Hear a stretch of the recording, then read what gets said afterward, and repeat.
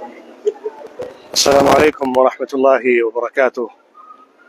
آج میرے لیے بڑی سعادت کا موقع ہے کہ ہم تعلیمی مرکز کے اس قلعے میں موجود ہیں جہاں سے علم کے سوتے پھوٹے ہیں، علم کے چشمے نکلے ہیں، پوری دنیا کو علم، معرفت اور قرآن و سنت کی تعلیم یہاں سے پہنچی ہے۔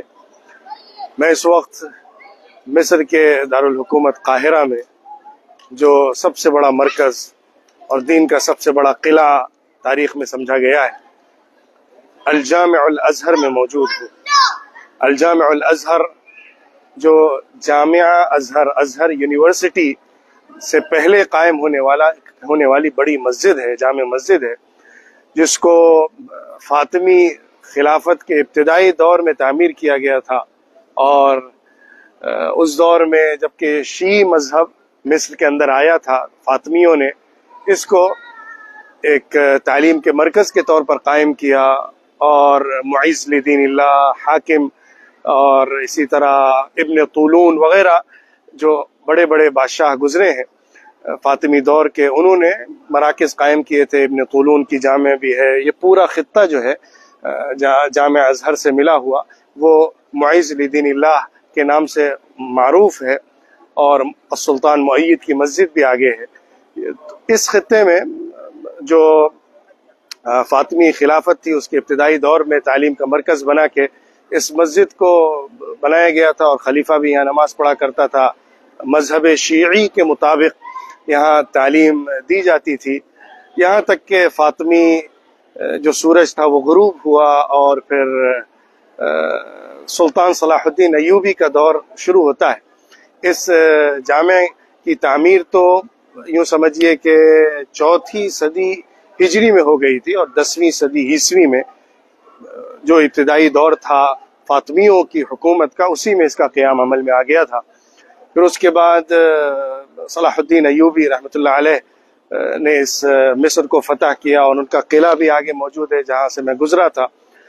انہوں نے پھر اس مسجد کے اندر جو شیعی مذہب کی ترویج تھی اور نظام تعلیم تھا، اس کو روک دیا تھا، اور ان کے دور میں پھر یہ سلسلہ بند ہوا، یہاں تک کہ جب ممالک کا دور شروع ہوا، جو سلطان صلاح الدین ایوبی کے بعد کا ہے، ممالک کے دور میں پھر یہاں دوبارہ سے سنی مذہب کے مطابق تعلیم کا آغاز کیا گیا، اس کی ترویج کی گئی، اس نظام کو قائم کیا گیا، اور اس درس کو شروع کیا گیا جو ہماری عظیم الشان تاریخ رکھتا ہے، جہاں پر بڑے بڑے علماء اجلہ پیدا ہوئے ہیں، اور یوں سمجھیے کہ سلسلۃ الذہب ہے جو ابتدائی دور میں شروع ہو کر آج تک موجود ہے، اور علماء برابر متقنین فی العلم جو ہے وہ پیدا ہوتے رہتے ہیں، متفقہین پیدا ہوتے رہتے ہیں۔ بہت سارے علماء قریب کے دور میں بھی یہاں سے نکلے ہیں اور پوری دنیا میں پہنچے ہیں۔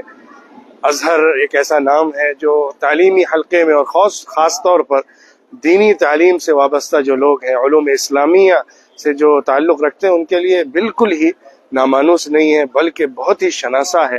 کوئی بھی ایسا عالم نہیں ہوگا جو جامع ازہر کو نہیں جانتا ہوگا، یہاں کے نظام تعلیم سے واقف نہ رہا ہوگا، یہاں کے ائمہ اور علماء سے واقف نہ رہا ہوگا۔ اب یہاں پر پرانے زمانے سے جو طریقہ تعلیم رائج تھا، اسی پر اس کو قائم رکھا گیا ہے۔ یہ جامع ازہر ہے جس کے اندر الگ منہج سے تعلیم ہوتی ہے۔ جامع ازہر وہ اس سے آگے کی طرف ہے، وہاں کا نظام تعلیم الگ ہے۔ وہ ایک موجودہ یونیورسٹی ہے جس میں الگ الگ کلیات ہیں، کالجز ہیں، وہاں کلیت الطب بھی ہے، کلیت الہندسہ بھی ہے، تمام جو موجودہ کلیات ہوتے ہیں، کالجز ہوتے ہیں، وہ سب وہاں موجود ہے۔ لیکن یہ جو ہے یہ خاص ہے دراسات اسلامیہ اور علوم اسلامیہ کے لیے، اور اس کا منہج پرانا منہج ہے۔ یہاں صبح سے لے کر شام تک ایک تو ہر نماز کے بعد قرآن کے حلقے ہوتے ہیں، اندر ابھی آپ کو ہم دکھائیں گے کہ کس طرح قرآن کے حلقے لگے ہوتے ہیں، جس میں خواتین بھی اساتذہ کے پاس بیٹھ کر پڑھتی ہیں، چھوٹے بچوں کا بھی ہوتا ہے، نوجوان اور بڑے مرد حضرات تو زیادہ تر یہاں نہیں آتے کیونکہ ان کا منہج دوسری جگہ اور مؤسسات دوسری جگہ موجود ہیں، لیکن حلقات القرآن، حلقات التحفیظ یہاں مسجد میں چلتے رہتے ہیں، اور ساتھ ہی ساتھ اسبوعی اور شہری اور یومی نظام کے مطابق یہاں حلقات الدروس ہوتے ہیں۔ جس میں بہت بڑے بڑے مشائخ جو ہوتے ہیں وہ آ کر درس دیا کرتے ہیں. بہت سارے اساتذہ علم یہاں پر درس دیتے رہے ہیں اور ابھی بھی وہ سلسلہ قائم ہے. شیخ محمود اور ابھی شیخ حسن شافعی، شیخ احمد معبد، یہ سب حضرات ہیں جو یہاں پر درس دیتے ہیں. اور ابھی بھی شیخ احمد معبد جو حدیث کے بہت بڑے امام اور شیخ مانے جاتے ہیں، وہ بھی یہاں پر درس بدھ کے دن دیا کرتے ہیں. میں کوشش کروں گا انشاءاللہ اس میں بھی شرکت کروں. اور جو یہاں منہج ہے وہ پرانے طرز کا، نیچے طلبہ بیٹھتے ہیں، ایک کرسی پر اوپر استاد بیٹھتا ہے اور وہ یہاں درس دیا کرتا ہے. ہم اندر چلیں گے تاکہ اندر کا حصہ بھی آپ کے سامنے آ جائے. اور ابھی تو اس وقت یہاں حلقات التحفیظ چل رہے ہیں جس میں طالبات اور بچے قرآن کے حلقے میں بیٹھ کر قرآن سیکھ رہے ہیں. اس سے پہلے ادھر دیکھ لیجئے پورا رواق کا حصہ ہے جس میں جو لوگ یہاں تسجیل کرتے ہیں. جامع ازہر میں کتابوں کے اعتبار سے تعلیم ہوتی ہے. یہاں پہ حلقات جو ہوتے ہیں، ایک کتاب پڑھی، اس کے بعد دوسرے حلقے میں بیٹھا، تیسرے حلقے میں بیٹھا، کتابوں کو مکمل کر کے اور تعلیم، حلقات اور محاضرات کی تکمیل کر کے طلبہ بتدریج آگے بڑھتے ہیں اور آخر میں ان کو شہادات بھی ملتی ہیں. تو چھوٹے بڑے سب لوگ آتے ہیں جو یہاں پر آ کر علم حاصل کرتے ہیں، لیکن تسجیل کر کے اور ایڈمیشن لے کر بھی پڑھنے والے ہوتے ہیں جو جامع ازہر کے پرانے تقلیدی نظام تعلیم کے تحت کتابوں کی تکمیل کرتے کرتے انتہا تک پہنچتے ہیں اور منتہی طلبہ بنتے ہیں. تو یہ حصہ پورا جو ہے رواق کا ہے. اس کے اندر جو طلبہ تسجیل کرتے ہیں وہ آ کر رہتے ہیں مختلف ملکوں کے بغیر کسی قید کے. یہ پورا حصہ اسی طرح رواق سے گھرا ہوا ہے. اور اندر کی طرف جامع کا اندر کا حصہ ہے جہاں پہ نماز ہوتی ہے، اور یہ پورا مسجدی کا حصہ ہے، لیکن اندر حلقات چل رہے ہیں. یہ ہم حلقات اندر دیکھیں گے.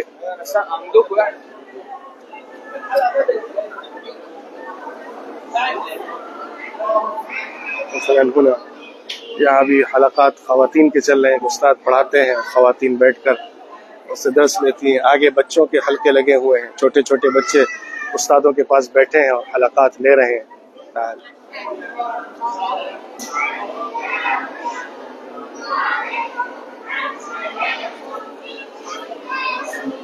اس طرح یہاں بچوں کو ایک شیخ ہیں وہ پڑھا رہے ہیں قرآن.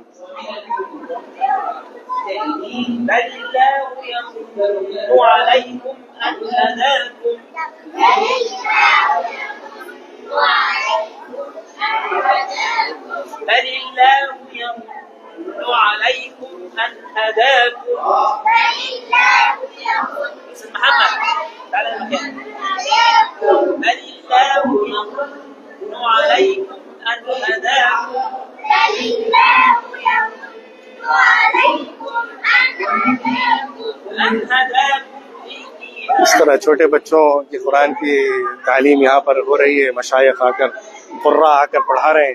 اندر جو بالکل ابتدائی حصہ ہے مسجد کا جامعہ کا، وہاں پہ محاضرہ چلتا رہتا ہے.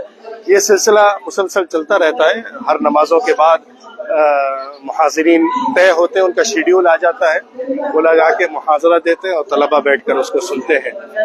آگے ہم دیکھتے ہیں کہ کس طرح محاضرہ چل رہا ہے.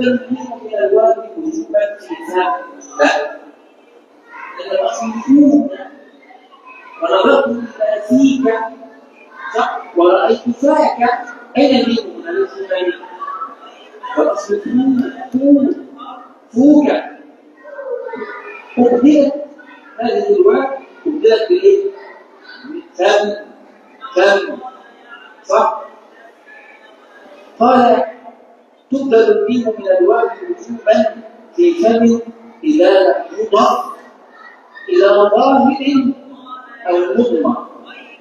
میرا خیال ہے صرفی بحث چل رہی ہے. شیخ اس کی تشریح فرما رہے ہیں. یہ اندر کا حصہ ہے مسجد کے. یہ ممبر ہے. یہ پرانا اوپر کا حصہ ہے. پرانے نقشے کے اوپر ہی، جامع کے جو پرانا نقشہ تھا اسی کے اوپر ہی اس کی دوبارہ سے تاسیس ہوئی ہے، لیکن پرانا اسٹرکچر باقی رکھا گیا ہے، پرانا نقشہ باقی رکھا گیا ہے.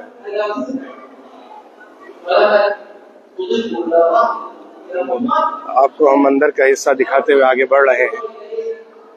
یہ بھی اسی طرح یہاں پہ بھی محاضرے ہوتے ہیں. ممبر ہے. رأيت ثمانية نظرت إلى سبيل یہ درمیان کا ممبر معلوم ہو رہا ہے.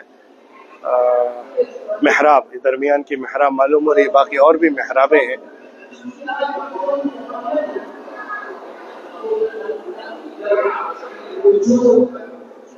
بہرحال یہ تو حقیقت ہے کہ جامعہ ازہر کا یہ حصہ الجامع الازہر، یہ جو جامعہ ہے اس کے اندر ایک علمی ہیبت ہے جو علماء کی تراث ہے. ہمارے بڑے بڑے مشائخ اہل علم نے یہاں پر جو دروس دیے ہیں، محاضرات دیے ہیں، حلقات لگائے ہیں، ان کا ایک اثر محسوس ہوتا ہے اور ایک تاثیر نظر آتی ہے.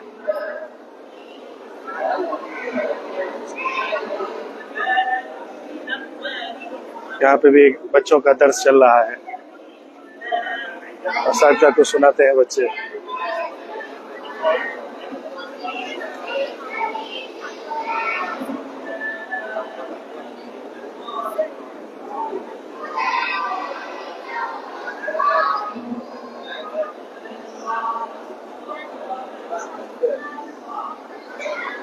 یہ تمام حلقے خواتین کے لگے ہیں. آگے ایک دو حلقے مردوں کے بھی ہیں.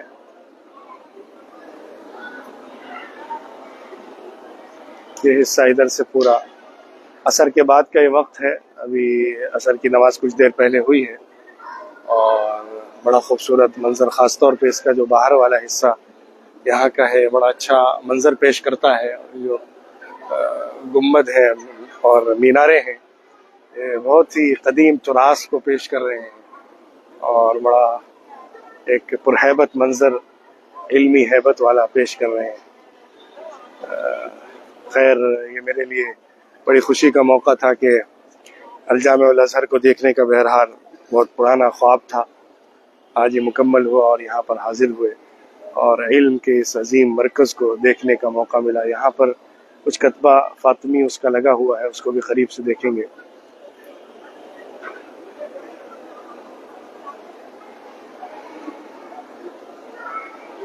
الظلہ الفاطمیہ ایسا لکھا ہوا ہے. 361 ہجری، 972 میلادی. غالباً یہ اس کی تعمیر کا وقت یا اوپر یہ گنبد کا حصہ بھی دکھ رہا ہے. اس کی تعمیر نو بھی ہوئی ہے یا اس کی تزئین کاری کی گئی ہے. یہاں سے نظر آ رہا ہے پورا.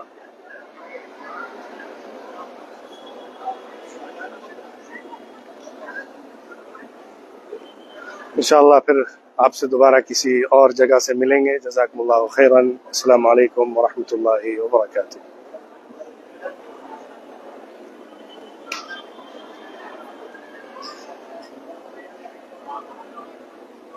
Thank you.